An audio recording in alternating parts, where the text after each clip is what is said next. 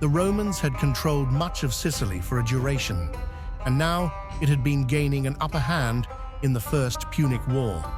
And with morale in the Carthaginian Senate deteriorating, the future looked bleak for Carthage.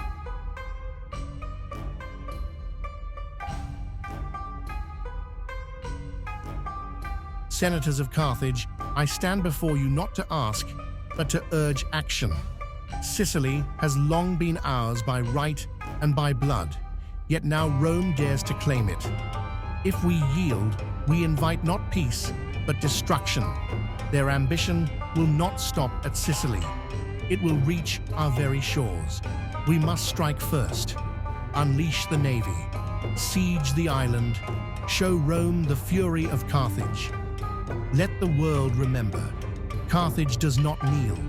Carthage prevails.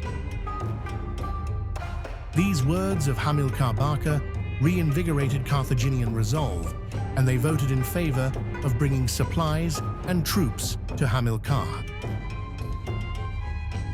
With the support of the Senate, Hamilcar laid out plans for the recapturing of Sicily. First, he would blockade and make sure supplies wouldn't go in. Secondly, he would lead several guerrilla and land campaigns into western Sicily, hoping to harass the Romans as much as possible. This culminating pressure upon the Romans in Sicily led to many casualties and Carthaginian advances across the shores and outside Lilybaeum.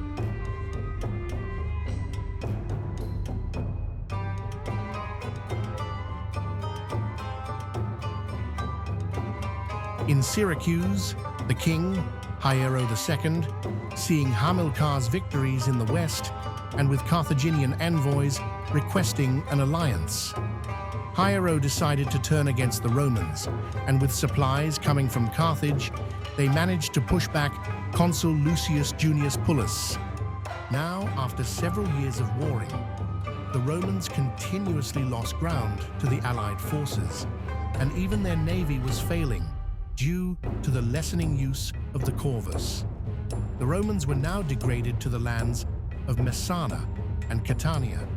In the summer of 239 BC, combined Carthaginian Syracusan armies met on the outskirts of Messana, the city that started the whole war. The two armies, one led by Hamilcar Barca and Hiero, the second, sieged the city.